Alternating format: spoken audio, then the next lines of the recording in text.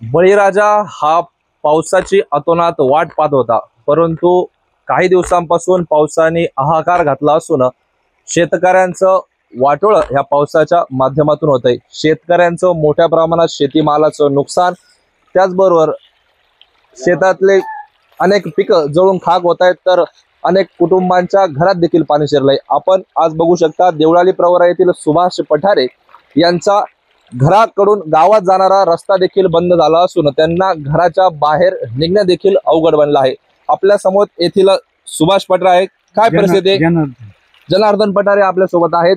कधीपासून पाऊस चालू आहे आणि केव्हापासून हा रस्ता बंद झालाय? काल दुपारी 3 वाजल्यापासून पाऊस चालू आहे आणि रात्री 12-1 वाजल्यापासून रोड बंद झालेला आहे। आमच्या दारापुढून भरपूर पाणी वाहत आहे, आम्हाला घराच्या बाहेर निघता येत नाही आणि पाऊस अजून काही चालूच आहे।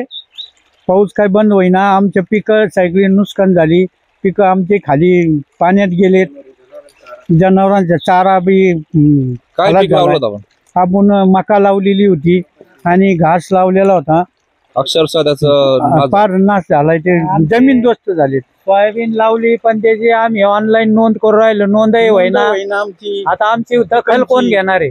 सरकारकडे काय मागणी करतात? आता आमचे नुकसान झालेली आहे, आमचे नुकसान भरपाई मिळावं थोडीफार।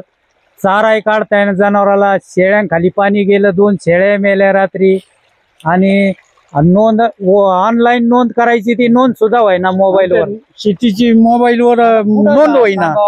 आम्ही काय करावं नेमकं आम्हालाच कळणार ना। आपल्या सोबत आजी आहे। आजी, तुम्हाला घराच्या बाहेर निघता येणार काय परिस्थिती आहे? पाऊस कधीपासून चालू आहे?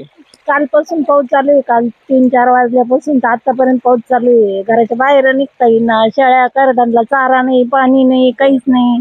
गायांना 2 शेळ्या देखील मेल्या, नुकसान झालंय, शेतीचं नुकसान झालं, शेतीत सगळं पाणीच आहे।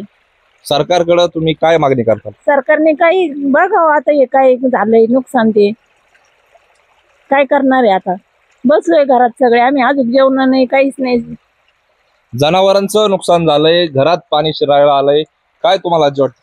काय आता सरकारने काहीतरी मदत द्यावा। निश्चित सरकारकडून कुठली तरी मदत ही शेतकऱ्यांना मिळावं हीच अपेक्षा या कुटुंबाची आहे।